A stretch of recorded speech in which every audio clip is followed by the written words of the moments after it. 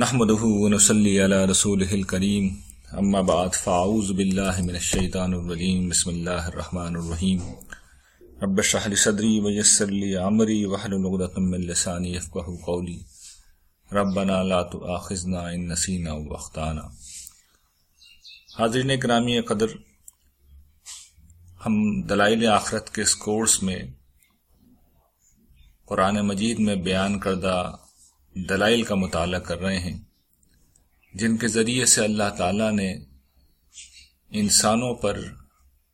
اپنے اس بنیادی مقدمے کو ثابت کیا ہے کہ قیامت کا جو انذار انہیں کیا جا رہا ہے وہ دلائل پر مبنی ہے، وہ عقل و فطرت کے مسلمہ حقائق پر مبنی ہے، اور یہ ایک ایسی دعوت ہے جسے ہر عاقل کو قبول کرنا چاہیے۔ اس ضمن میں ہم نے سب سے پہلے مقصدیت کی دلیل کو پڑھا تھا، جس میں اللہ تعالیٰ نے یہ بتایا تھا کہ یہ دنیا جو بظاہر اپنے اندر بعض نقائص رکھتی ہے، در حقیقت ایک بامقصد دنیا ہے، اور جن چیزوں کو اس کی کمیاں سمجھا جاتا ہے، اس کے نقائص سمجھا جاتا ہے، وہ دراصل امتحان کے غرض سے یہاں پر موجود ہیں، اور انہی چیزوں میں انسانوں کا امتحان ہو رہا ہے۔ اس کے بعد ہم نے فطرت کی دلیل میں یہ دیکھا تھا کہ حیات کامل اور عدل کامل کی جو تلاش انسان اس دنیا میں کرتا ہے، قرآن مجید یہ بتاتا ہے کہ اس کا اصل دن آخرت کا دن ہے، اور یہی اللہ تعالیٰ کی بات کی سچائی کا ثبوت ہے کہ جس چیز کو اللہ تعالیٰ پیش کر رہے ہیں وہ انسانوں کی فطرت کا کامل جواب ہے، ان کی تلاش کا گویا کہ آخری حاصل ہے۔ پھر ربوبیت کی دلیل میں ہم نے یہ دیکھا تھا کہ جس طرح اس دنیا میں کوئی کسی کی ذمہ داری جب اٹھاتا ہے، اس کو پالتا ہے، اس کی پرورش کرتا ہے، تو کچھ تقاضے ہیں جو لازم ہو جاتے ہیں، اور پھر اس کے نتیجے میں یہ ضروری ہوتا ہے کہ ان تقاضوں کو نبھایا جائے، اور جو لوگ ان تقاضوں کو نبھائیں ان کو جزا دی جائے، اور جو ان تقاضوں کو پورا نہ کریں ان کی پرسش کی جائے۔ اسی پہلو سے اس دنیا میں موجود جو ربوبیت کا انتظام ہے، انسانوں کی پرورش کا جو انتظام ہے، جو نعمتیں ہر طرف نظر آتی ہیں، وہ تقاضا کرتی ہیں کہ جس نے یہ نعمتیں، یہ احسان کیے ہیں، اور ایک ایسی دنیا میں کیے ہیں جہاں پر کوئی فری لنچ نہیں ہوتا، تو وہ ایک روز ان نعمتوں کا حساب کرے، اور فرما برداروں کو اجر دے اور بدکاروں کو سزا دے۔ تو قرآن مجید کے دلائل ہیں جن کا ہم مطالعہ کر رہے ہیں، اور میں اس سے پہلے کہ آج کی جو دلیل ہے اس پر کوئی بات کروں، میں توجہ آپ کو یہ دلاؤں گا کہ قرآن مجید دیکھیے جب اپنے دلائل پیش کرتا ہے تو وہ فلسفیانہ نوعیت کے دلائل نہیں ہوتے۔ قرآن مجید کا پیغام، اس کے دلائل بالکل سادہ، آسان اور عقلی استدلال پر مبنی ہوتے ہیں، یعنی قرآن مجید کا جو استدلال ہے وہ فلسفیانہ نہیں ہے بلکہ وہ عقل عام پر مبنی ہے۔ فلسفیانہ استدلال اصل میں کچھ خاص طرح کے لوگوں کے ذہن کو ہی اپیل کر سکتا ہے، جبکہ عقل عام پر مبنی استدلال ایک عام فرض سے لے کر ایک فلسفی سب کو یکساں طور پر مطمئن کر سکتا ہے۔ اور بارہا ایسا ہوتا ہے کہ فلسفیانہ استدلال اصل میں کوئی استدلال ہی نہیں ہوتا، وہ نکتہ افرینی ہوتی ہے، وہ صرف ایک انداز فکر ہوتا ہے، اس لیے کہ دیکھیے ہر ذہین آدمی کوئی نہ کوئی نکتہ اٹھا سکتا ہے، لیکن جو بات انسان کی فطرت کو مطمئن کر لے، انسان کے سامنے جو حقائق ہیں ان کے مطابق ہو، سچائی اصل میں وہی ہوتی ہے۔ تو قرآن مجید جو انفس و آفاق کی نشانیاں ہیں ان کو پیش کرتا ہے، اور ان کی روشنی میں پھر اپنی بات کو ثابت کرتا ہے، اور عام طور پر چیزوں کو ہم ایسے ہی مانتے ہیں، اسی اصول پر ہم کسی چیز کے حق ہونے اور باطل ہونے کا فیصلہ کرتے ہیں۔ تو اس تمہید کے بعد ہم انشاءاللہ العزیز اب یہ دیکھیں گے کہ قرآن مجید مزید اپنے مقدمے کے اس بات میں کیا دلائل پیش کرتا ہے۔ آج بھی ہم انشاءاللہ کوشش کریں گے کہ 2 دلائل ہیں ان کا ہم مطالعہ کریں۔ آپ کو یاد ہوگا کہ مقصدیت کے دلیل میں نے بار بار یہ توجہ دلائی تھی کہ اس دنیا میں انسان امتحان کے لیے بھیجے گئے ہیں، اور جو اس دنیا کی جو ناہمواریاں پائی جاتی ہیں، جو مسائل یہاں پر ہیں، وہ دراصل امتحان کی غرض ہی سے رکھے گئے ہیں، اور جب امتحان ہے تو پھر اس کا لازمی نتیجہ یہ ہے کہ اس امتحان کے نتیجے میں جو لوگ کامیاب ہوں ان کی کامیابی کا اعلان کیا جائے، ان کو اجر ملے، اور جو ناکام ہوں ان کی ناکامی کا اعلان کیا جائے اور ان کو سزا ملے۔ تو یہ چیز لازم و ملزوم کی گویا کی حیثیت رکھتی ہے۔ اب اسی بات کو قرآن مجید جو ہے وہ ایک دوسرے طریقے سے ثابت کرتا ہے، وہ توجہ یہ دلاتا ہے کہ دیکھو خدا نے اس دنیا میں جو چیز بھی بنائی ہے وہ جوڑوں پر مبنی ہے، اور جوڑوں کا مطلب یہ ہوتا ہے کہ پیئر، یعنی دو چیزیں ہیں جو مل کر ایک سچائی کو پورا کرتے ہیں، ایک حقیقت کو پورا کرتے ہیں، اور اس طرح پورا کرتے ہیں کہ ایک میں کوئی اگر کمی ہے تو دوسرا اس کمی کو پورا کر دیتا ہے، اور مل کر دونوں مجموعی طور پر کوئی بات سامنے لاتے ہیں۔ قرآن مجید نے اس بات کو سورہ یاسین میں اس طرح بیان کیا ہے، سبحان الذی خلق الازواج کلھا مما تنبت الارض ومن انفسهم ومما لا يعلمون، پاک ہے وہ ذات جس نے تمام اقسام کے جوڑے پیدا کیے، خواہ وہ زمین کی نباتات میں سے ہوں، اور چاہے ہماری اپنی جنس میں سے، یعنی مرد اور عورت کے جس طرح جوڑے ہیں، یا ان اشیاء میں سے جن کو یہ نہیں جانتے۔ تو یہ قرآن مجید نے اس ایک حقیقت کو بیان کیا ہے، اور ہم یہ جانتے ہیں کہ اس دنیا میں سب سے بڑا جوڑا جو ہے وہ تو خود مرد اور عورت کا ہے۔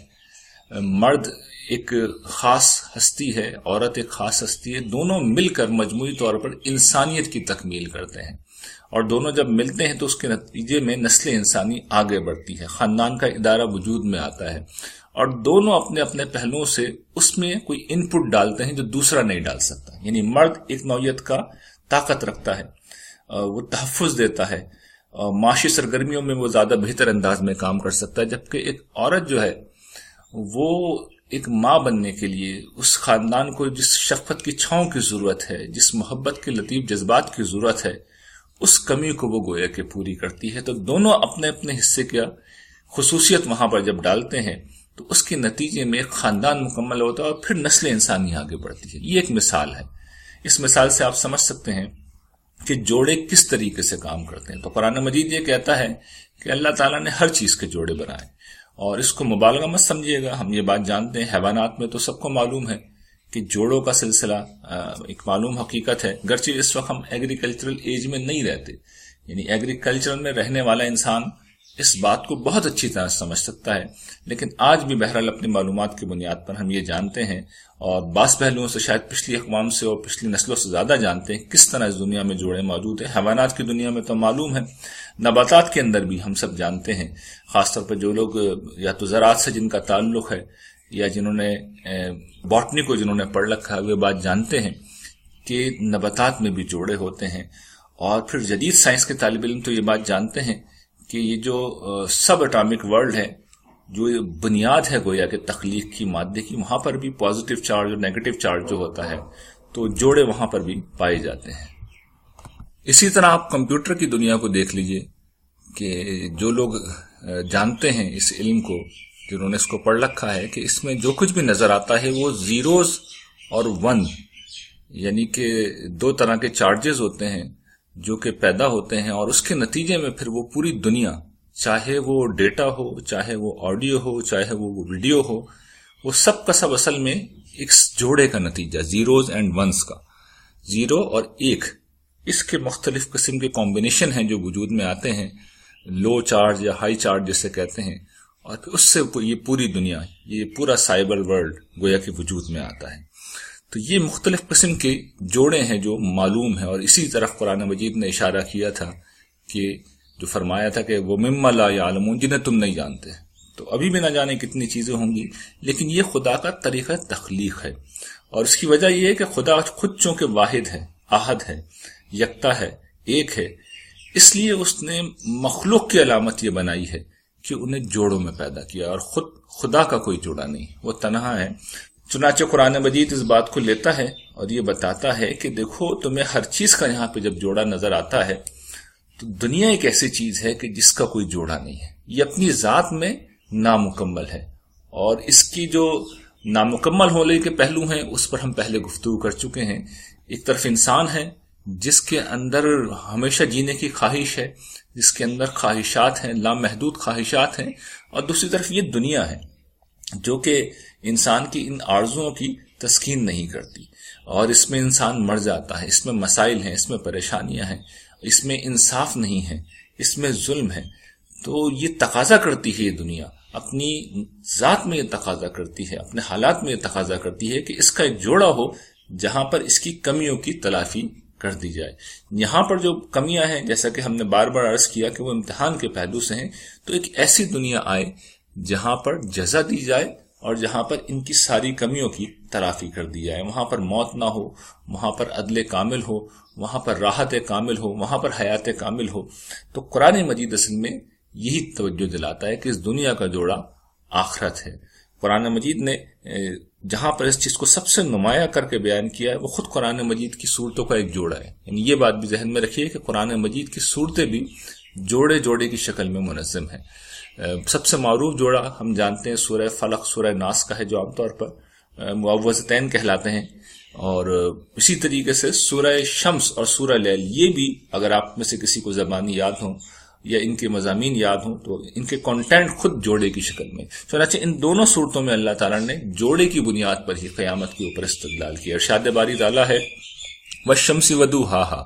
وَالْقَمَرِ إِذَا تَلَاهَا وَالنَّهَارِ إِذَا جَلَّاهَا وَاللَّيْلِ إِذَا يَغْشَاهَا وَالسَّمَاءِ وَمَا بَنَاهَا وَالْأَرْضِ وَمَا طَحَاهَا وَنَفْسٍ وَمَا سَوَّاهَا فَأَلْهَمَهَا فُجُورَهَا وَتَقْوَاهَا قَدْ أَفْلَحَ مَنْ زَكَّاهَا وَقَدْ خَابَ مَنْ دَسَّاهَا۔ اللہ تعالیٰ کہتے ہیں گواہی دیتا ہے سورج اور اس کا چڑھنا، اور چاند جب اس کے پیچھے آئے، اور دن جب اسے روشن کر دے، اور رات جب اسے ڈھانک لے۔ گواہی دیتا ہے آسمان جیسا کہ اس کو اٹھایا، اور زمین جیسا کہ اس کو بچھایا، اور نفس جیسا کہ اس کو سوارا، اور اس کو نیکی اور بدی کی سمجھ دی۔ تو یہ سب کس پہ گواہی دیتے ہیں؟ کامیاب ہوا وہ شخص جس نے اس کو پاک کیا، اور نامراد ہوا جس نے اس کو آلودہ کیا۔ نامراد ہوا وہ جس نے اس کو آلودہ کیا۔ روز قیامت کا دن آئے گا اور اس روز یہ سزا و جزا برپا ہوگی۔ یعنی یہ ہے بات جو استدلال قرآن مجید کر رہا ہے۔ اسی طریقے سے جس سے جو اگلی صورت ہے سورہ واللیل، وہاں پر بھی اللہ تعالیٰ یہ بات بتاتے ہیں واللیل اذا یغشا والنہار اذا تجلی وما خلق الذکر والانثی ان سعیکم لشتی۔ یعنی جس طرح پیچھے جوڑے بیان کیے گئے تھے، سورج کا اور چاند کا جوڑا، دن کا اور رات کا جوڑا، آسمان کا اور زمین کا جوڑا، قرآن مجید نے جس طرح یہ جوڑے بیان کیے تھے، اور پھر نیکی و بدی کے جوڑے کو بیان کر کے بتایا تھا کہ یہاں پر عمل ہے تو آگے پھر جزا ہوگی۔ تو اب یہاں پہ قرآن مجید نے ایک دفعہ پھر دن اور رات کے جوڑے کو پیش کیا ہے کہ رات گواہی دیتی ہے جب وہ چھا جاتی ہے، اور دن جب وہ روشن ہو جاتا ہے۔ اور پھر ایک اور جو جوڑا قرآن نے بیان کیا وہ نر اور مادہ کا، کہ نر اور مادہ کی تخلیق بھی یہ بتاتی ہے کہ انسان جو کچھ کرتے ہیں قیامت ہوگی، اور قیامت کے دن اس کے نتائج وہاں الگ الگ نکلیں گے۔ یعنی اس دنیا کا ایک جوڑا آخرت ہے، اور وہ جو جگہ ہے وہ نتیجہ نکلنے کی جگہ ہے۔ یعنی میں توجہ بار بار یہ دلا رہا ہوں کہ یہ دار العمل ہے، یہ دار الامتحان ہے، اور وہ دار الجزا ہے۔ یہ استدلال ہے جو قرآن مجید یہاں پر کر رہا ہے، اور اس پہلو سے آپ دیکھیے تو بالکل عقل عام پر ہی مبنی بات ہے، کامن سینس کی بات ہے، اور ہمارے مشاہدے کی بات ہے۔ ہمارے مشاہدات اس کی بالکل تائید کرتے ہیں۔ اس کے بعد قرآن مجید جو اگلی دلیل پیش کرتا ہے اس میں اصل میں ایک اعتراض ہے، ایک سوال ہے۔ یہ سوال، یہ اعتراض کفار کرتے تھے، اور وہ یہ کہتے تھے کہ بھئی قیامت جس کی تم وعید دیتے ہو، جس سزا و جزا کا تم دعویٰ کرتے ہو، جس عذاب سے تم ڈراتے ہو، اس کو لے کے آ جاؤ۔ رسول اللہ صلی اللہ علیہ وسلم سے یہ سوال کرتے تھے، کہتے تھے کہ ابھی برپا کرو، ابھی لے آؤ قیامت کو، ابھی لے آؤ۔ تو ایک پہلو سے تو وہ قیامت کی خبر کا مذاق اڑاتے تھے، لیکن ایک دوسرے پہلو سے اس میں ایک عقلی اشکال بھی تھا، ایک سوال بھی تھا۔ وہ یہ کہ اگر خدا قادر مطلق ہے اور رسول اللہ صلی اللہ علیہ وسلم اس کے سچے پیغمبر ہیں، تو پھر رسول اللہ صلی اللہ علیہ وسلم کی تکذیب تو ہم نے کر دی ہے، تو سزا و جزا ابھی برپا کر کے دکھائیں نا، کیوں نہیں برپا کرتے؟ یہ چیلنج تھا جو کفار بار بار دیتے تھے، اور یہ کوئی 2-4 دن کی بات نہیں۔ ہم جانتے ہیں کہ رسول اللہ صلی اللہ علیہ وسلم کے معاملے میں 13 برس تک یہ معاملہ مکہ کے اندر ہوتا رہا کہ آپ 13 برس تک دعوت دیتے رہے، اور کفار نے اول دن ہی تکذیب کر دی تھی۔ اور قرآن مجید دعوت جو دیتا تھا، جو انذار کرتا تھا سزا و جزا کا، وہ ان 13 برسوں میں تو برپا نہیں ہوئی تھی. تو سوال یہ پیدا ہو گیا تھا نا کہ بھئی یہ جو بات اللہ تعالیٰ کہہ رہے ہیں پھر اس کی حقیقت کیا ہے. تو قرآن مجید نے پھر اگلی دلیل قائم کی، جس کو میں ترتیب و تدریج کی دلیل کہتا ہوں، کہ اللہ تعالیٰ نے پھر اس کو سمجھایا. اور کس طرح سمجھایا کہ انہوں نے کہا کہ دیکھو، اور یہ جو ہم نے پیچھے پڑھا بھی ہے کہ دن اور رات کے جوڑے کو قرآن نے جو دوبارہ دہرایا ہے، 2 بار دہرایا ہے. تو جوڑوں میں ایک تو جوڑے ہوتے ہیں جو مادی طور پہ ہوتے ہیں، اور ایسے جوڑے عام طور پر ہمارے سامنے ہوتے ہیں، جیسے مرد عورت کا جوڑا، نر و مادہ کا جو جوڑا ہے، زمین و آسمان کے جوڑے ہیں. یہ جوڑے جو ہیں ان کے دونوں اجزاء ایک وقت میں ظہور کر رہے ہیں ہمارے سامنے. لیکن یہ جو دن اور رات کا مثال کے طور پر جوڑا ہے، یہ زمانی جوڑا ہے، یعنی اس کا تعلق ٹائم سے ہے، واقعے سے ہے. تو یہ ایک کے بعد ایک پیش آتا ہے، یعنی دن ایک وقت میں آپ کے سامنے ہوگا اور پھر اگلے وقت میں رات آپ کے سامنے ہوگی. یہی معاملہ صبح و شام کا ہے، ایک ساتھ یہ سامنے نہیں آتے. تو قرآن مجید یہی سمجھاتا ہے کہ یہ جو آخرت ہے اصل میں یہ اس پہلو سے جوڑا ہے. پہلے دنیا ہوگی زمانی طور پر، وقت کے ٹائم لائن میں پہلے دنیا ہوگی پھر آخرت ہوگی. تو یہ ایک ترتیب سے آئیں گے. اور پھر دوسری چیز تدریج قرآن مجید بتاتا ہے کہ اللہ تعالیٰ چیزوں کو جب تخلیق کرتے ہیں تو انہوں نے انسان کی پیدائش کے مراحل کو بھی بیان کیا ہے. انہوں نے زمین و آسمان کے بارے میں بھی کہا ہے کہ ہم نے انہیں 6 دنوں میں پیدا کیا ہے. تو بے شک وہ کن فیکون کہہ کر ایک معاملہ کر دیتے ہیں، وہ کہتے ہیں ہو جا، تو چیزیں ہو جاتی ہیں. لیکن اس کا مطلب یہ نہیں ہوتا کہ اسی لمحے اسی گھڑی چیز ہو جائے، یہ لازمی نہیں ہوتا. اس کا ہونا مقدر ہو جاتا ہے، وہ ہر حال میں ہوتی ہے، طے ہو جاتی ہے، لیکن تدریج کے ساتھ ہوتی ہے. تو یہ پھر قرآن مجید نے بڑا خوبصورت استدلال کیا ہے کہ تم اپنی آنکھوں کے سامنے دیکھتے ہو. مثالیں دی ہیں سورہ فجر میں اللہ تعالیٰ نے، والفجر ولیال عشر والشفع والوتر واللیل اذا یسر هل فی ذلک قسم لذی حجر. اللہ تعالیٰ کہتے ہیں، گواہی دیتی ہیں فجر، یعنی دن جب طلوع ہو رہا ہے وہ گواہی دیتا ہے. اور پھر مہینے کی مثال اللہ تعالیٰ نے سامنے رکھی ہے کہ مہینے جو ہوتا ہے 10 دن کے حساب سے، جو چاند کی راتیں اگر آپ دیکھیے تو چاند چڑھتا ہے اور پھر چاند گھٹنا شروع ہو جاتا ہے. تو اللہ تعالیٰ کہتے ہیں یہ جو مہینے کی 10 راتیں ہیں، اس میں بتدریج چاند چڑھتا ہے اور پھر چاند گھٹنا شروع ہوتا ہے. اور پھر اللہ تعالیٰ کہتے ہیں والشفع والوتر، بعض اوقات مہینہ جفت ہوتا ہے، بعض اوقات طاق ہوتا ہے، یعنی کبھی 29 کا ہوتا ہے، کبھی 30 ہوتا ہے. تو قیامت اچانک آئے گی. ٹھیک اسی طرح نیا جب مہینہ طلوع ہوتا ہے تو اس میں بھی ایک انسرٹنٹی ہوتی ہے، وہ بھی اچانک طلوع ہوتا ہے، کبھی 29 کو کبھی 30 کو. اب تک ہر پریڈکشن کی جا سکتی ہے، لیکن زمانہ قدیم میں بالعموم انسانوں کو معلوم نہیں ہوتا تھا. تو یہی پہلو قیامت کا ہے کہ وہ اچانک آئے گی. اس کا متعین وقت جو ہے وہ پہلے سے نہیں معلوم ہوتا، کیونکہ کفار یہ کہتے تھے ہمیں قیامت کا وقت بتاؤ. تو یہ گویا کہ اس کے جواب میں تمثیل پیش کی گئی ہے کہ یہ جو تم مہینے کا بتدریج ارتقا دیکھتے ہو اور پھر چاند بڑھتا ہے اور گھٹتا ہے اور پھر کبھی 29 کو اور کبھی 30 کو نیا چاند طلوع ہوتا ہے، تو یہ تمہیں کیا بتا رہا ہے کہ اللہ تعالیٰ کی دنیا میں چیزیں بتدریج ہوتی ہیں. اور پھر واللیل اذا یسر، جب رات چل پڑے، جب فجر طلوع ہو اور جب رات چل پڑے، تو جس طریقے سے رات بتدریج گھٹتی ہے، ایک وقت ہوتا ہے کہ آپ رات کے 3 بجے اگر کوئی شخص اٹھ جائے تو وہ کبھی سوچ بھی نہیں سکتا کہ دن بھی طلوع ہوگا. اور کوئی انسان اچانک اس دنیا میں دن کے وقت آ جائے، یعنی اگر وہ ہم تو عام طور پر جب پیدا ہوتے ہیں تو بچپن سے دیکھ رہے ہوتے ہیں، لیکن ایک شخص جیتا جاگتا شخص اگر 20 سال کی عمر میں اچانک زندہ ہو جائے